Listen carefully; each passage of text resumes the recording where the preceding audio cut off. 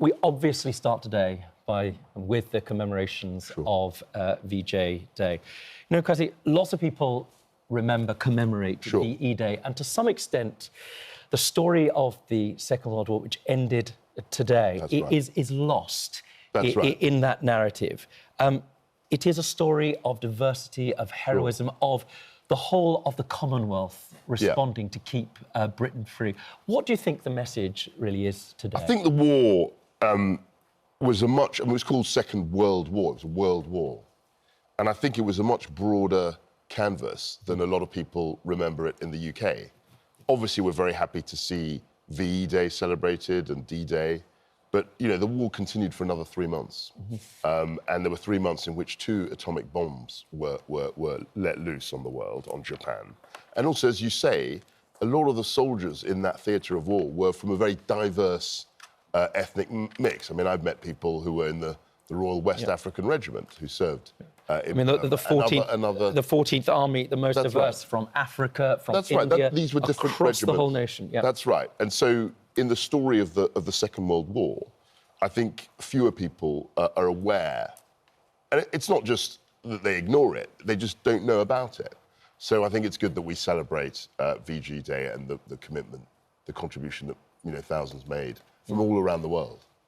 Yeah, you know, I wonder, Baroness Gohir, Shaista, that today Prince Charles is going to be giving a message, and one of the things he's going to be saying is, look, this was an example of the world working together to fight tyranny. In fact, the centrepiece of what he'll tell us is it's not the arms that you bear, but the arms that link that make a difference. So I wonder today about, as we face this moment, facing up to tyranny. Is that message now more important than ever? And do you think generationally we have the capacity, faced again perhaps by that sort of aggressive tyranny, really to do the things that great generation did?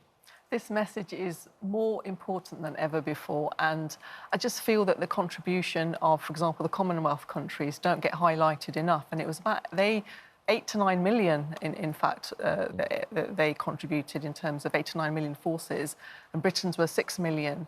And India, for example, that's 2.5 million soldiers from India, largest voluntary army in history.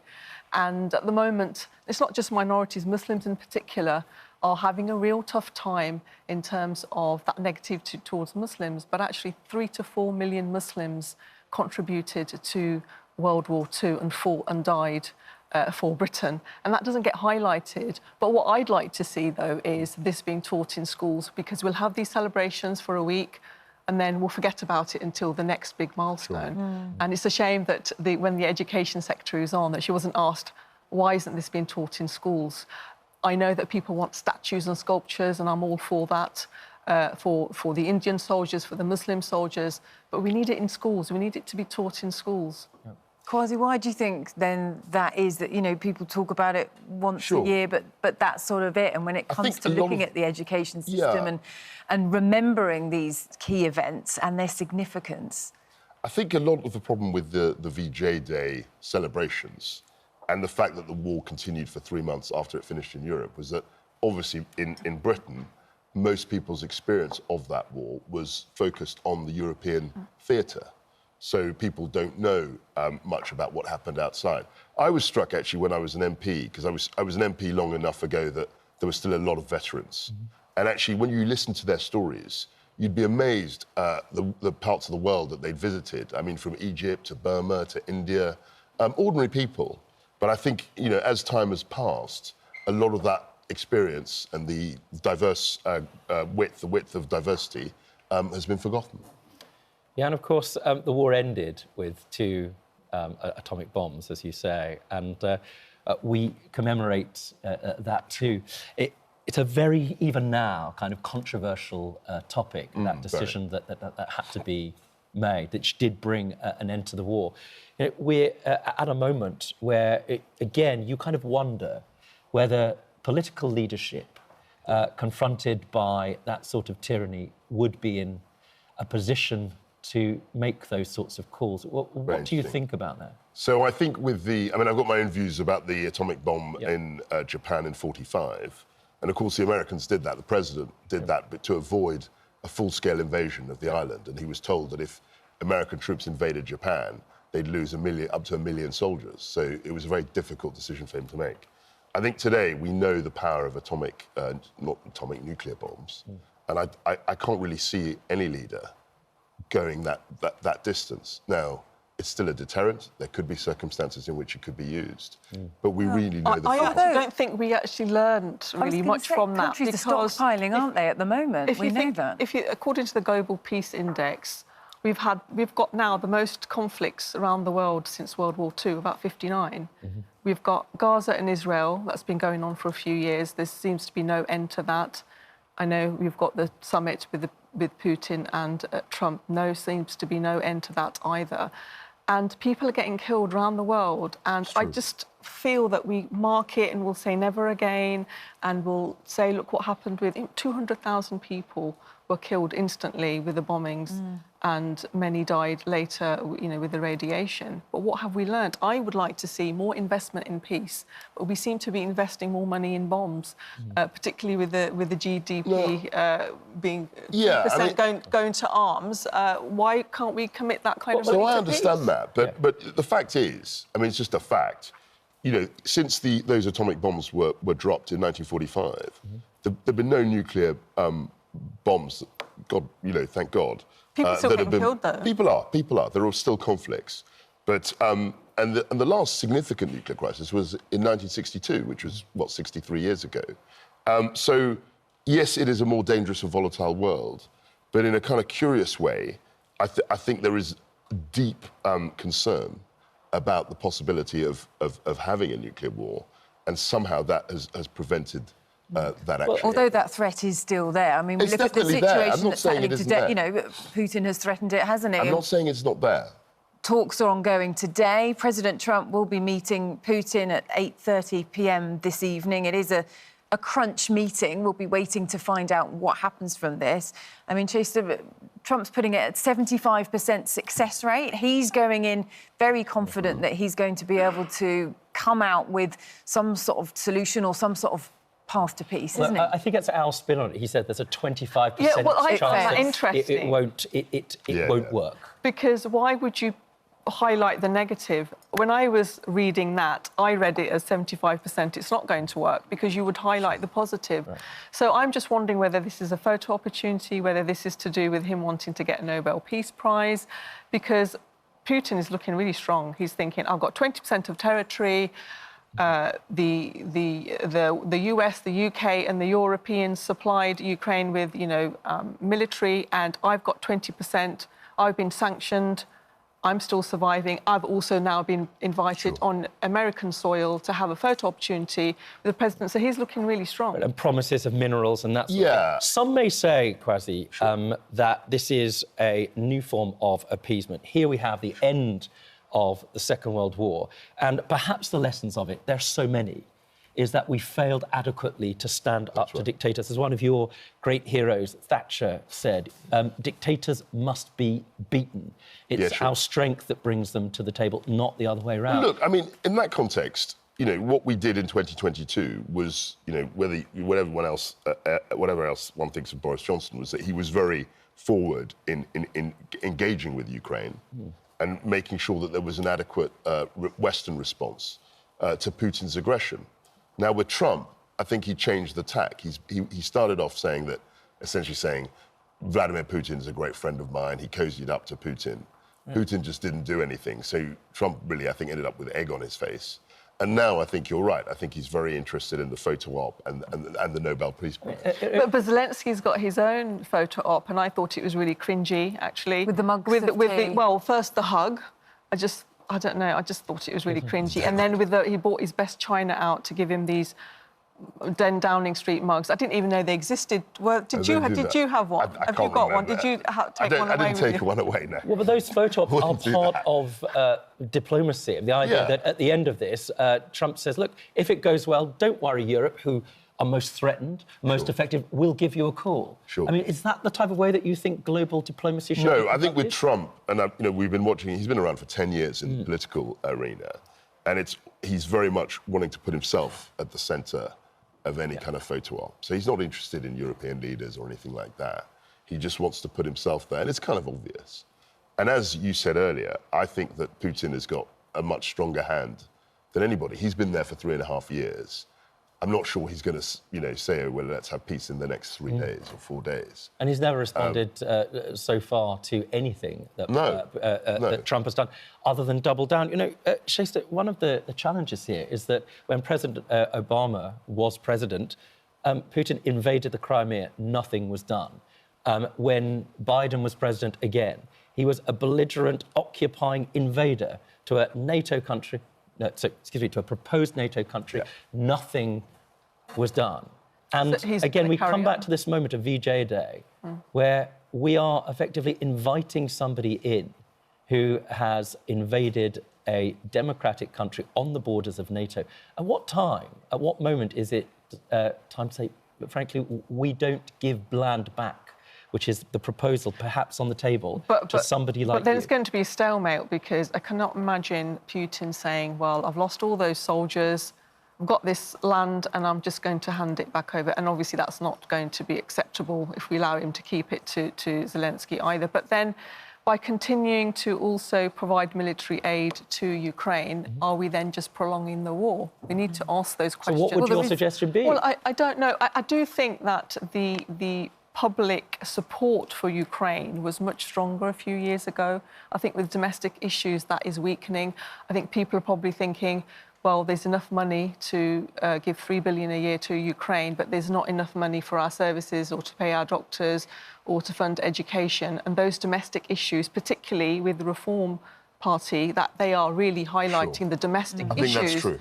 And I think that when these things drag on, that is an issue, isn't it? Right. We've got this headline today, haven't we, in the Daily Telegraph: the West must not be cowed by Putin. This is a warning from the Armed Forces Chief, saying that basically ahead of this meeting, Admiral Sir Tony Radakin says NATO allies must be assertive in every domain: nuclear, land, sea, air, cyber and space, as well as the diplomatic and economic arenas. So he's saying that we've got to go hard on this, isn't it? Yeah, he's saying that we've got to look at the conflict or our defence across a whole range of different metrics, because that's exactly how the Russians do.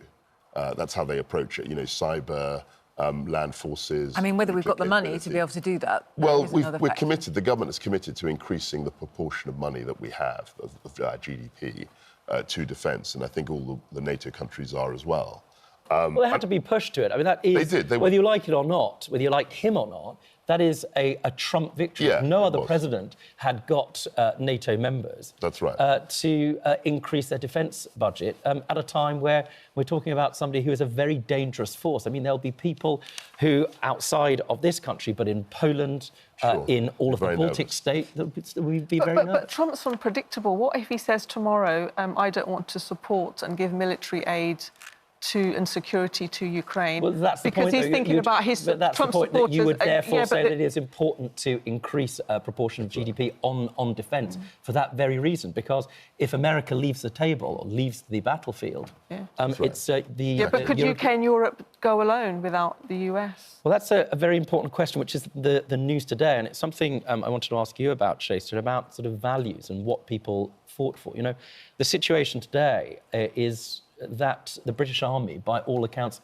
is not ready for war, not by any metric. So to give you a sense of the numbers, there are about 170,000 troops in 2010. We're now at 70,000. They've got a recruitment problem. It's admitted that there are more people leaving the army than joining at a time of really potentially existential crisis. Now, young people that joined our, as I say, greatest generation and fought from every background, every community, every ethnicity, fought for freedom, and they knew what they were fighting for. Do you think, Shaista, that young people would join the army today for that purpose? And do you think they understand those values of freedom that those men and women were fighting for? I think less likely compared to the older generation. And also you have to look at what's happened in recent wars when we have sent soldiers into other countries like Afghanistan and Iraq, or people look at the results of that.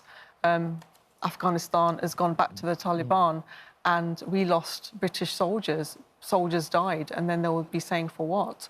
So I don't think there's an appetite at all for putting boots on the ground in Ukraine or anywhere in the world right now. Of young people across communities. You talked about the number of Muslim soldiers who were under-celebrated, under-acknowledged during the war, for sure, and in Africa as well. They fought for values that they understood. They were prepared to make the ultimate sacrifice. You know, I wonder now, leaving aside Afghanistan, confronted by a clear threat, like in the form of good or bad, which are always days that end in body counts, for freedom and our values. Do you think that young people understand or taught those values and are prepared to defend them? Well, those values need to be taught in school, but those values need to be universal across all communities, across all parts of the world. But at the moment, we're selective. We are selective because you only have to look at Gaza, for example. 60,000 Palestinians have been bombed to death. There's no health infrastructure. Sure, now they're being starved. But I hear you. But how is that British Army involved? But when you're being taught values, you're being taught values about what you're witnessing around the world, atrocities around the world, and you can't just be sort of talking about values for British soldiers. It's human rights around the world, and we've got to be even-handed around the world. And when the UK are not even-handed around the world, for example, I see Keir Starmer paying more attention to what's happening in Ukraine than in Gaza, for example. And when young people look at the disparity in the different treatment or the way we treat different conflicts, that is a value issue. Well, look, but in terms of defence, I've got to say, please. I've got to say, you're defending your country, OK? Right. So it's not about, you know, when the threat happened in '39, it was about the threat to Britain. Britain had declared war, and you know, just to put a bit of a gloss, there was conscription immediately. It wasn't this case that people volunteered. In the First World War, people volunteered, and the conscription came in 2 years later. In the Second World War, conscription happened immediately. And you speak to old veterans, one or two of whom are still alive, a handful. They say they were immediately called up as soon as the war was announced. So the whole country got together. And through conscription, you know, millions of people... But they believed in it. What Shaista's saying, and we're going to come on to young people because I do want to come on to tuition fees. But what you're talking about is this, really, Shaista. The point you're making is that because of wars around the world and Britain's involvement in them and what's happening perhaps in Gaza and various places, young people simply don't really believe that Britain has good values. That's kind of what you're getting at. So they're not prepared to defend it. I mean, that's a pretty terrifying point to make. That is worrying, but that is the fault of politicians and, you know, subsequent governments of the rhetoric that they put out and the double standards that they put out. Right. Look, I don't share that view at all, actually.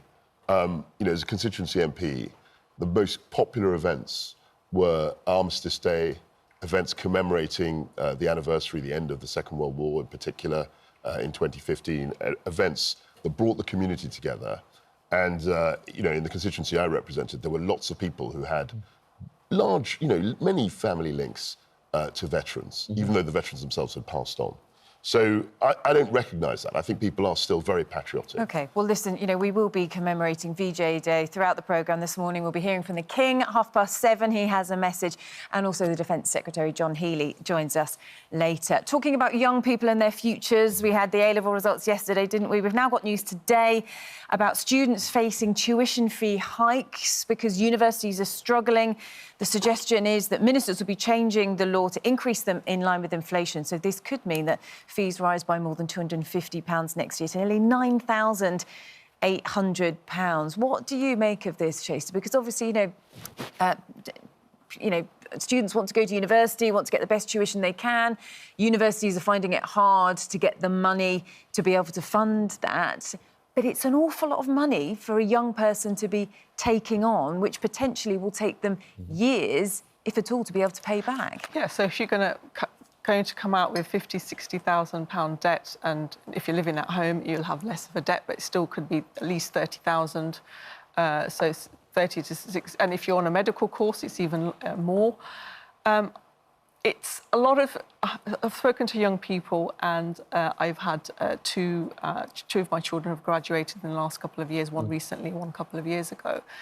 And they'll say a lot of it was online learning. It's not how it used to be. I mean, I went to university decades ago. You were sitting in a classroom, and then you really had the attention of the lecturer. A lot of it is pre-recorded so not necessarily lectures. getting value for money. And a lot of students saying we don't get value for money. So if we're going to, I mean, this is a small increase anyway, but I think universities want a £3,000-4,000 increase per year. They're just simply, I think you'll probably get less students going to university. Also, I think universities, to try and create more cash for themselves, they're creating these courses, sometimes low-quality courses. What sort of low-quality courses? Well, I can't think of any at the top of my mind, but I think Rishi Sunak, when he was the Prime Minister, I think he was trying to stop them or ban them, or he was trying to curb them anyway. And that's worrying. And I think that we should probably promote more apprenticeship schemes. Now, in the Muslim community, they have a lower uptake of apprenticeships. I don't know why. And I think university isn't for everyone. I was speaking to, I think it was the Switzerland ambassador to the UK, and he was telling me that they have a culture of more students wanting to go into apprenticeships. You make more money as a plumber, right? Why do you think there is? There's a snobbery, isn't there? Yeah, I think there is. I think that, certainly when I was going to university in the 90s, I think there was an assumption that having more people at university was better for everybody. Right, Blair's education. Very much. The idea that everybody should go to the target, I think he said, was 50%. 50%, yeah.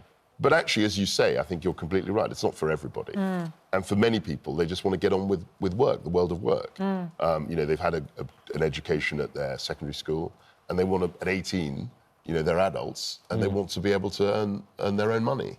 And I think that's perfectly legitimate. Let's look at something else that's in the news today.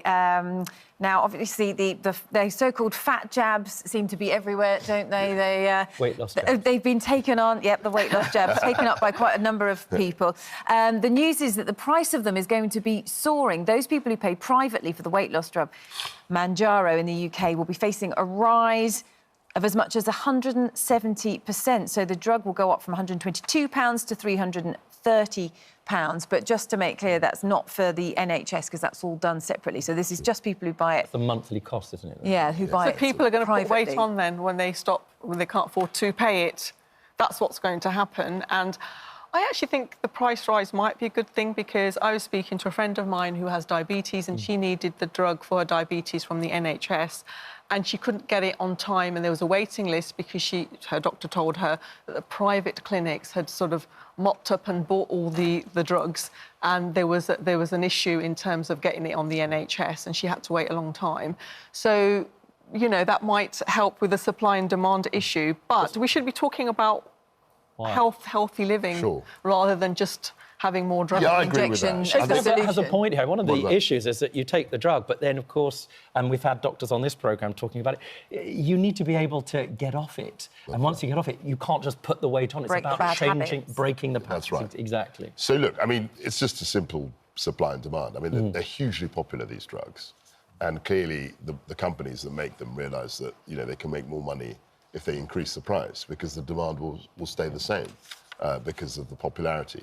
My biggest concern about these drugs is that they haven't been long enough around to really know what the side effects are, and that's why I would never go on to those. I think some of the side effects are quite bad, actually. Nausea and other kind of medical conditions. Right. But this is about Trump kind of putting the prices up, don't you think? I mean, ultimately, it's a way in which they can elevate the price because it's a popular drug. Now, that might not be affecting NHS purchasing power because they do so in a different way.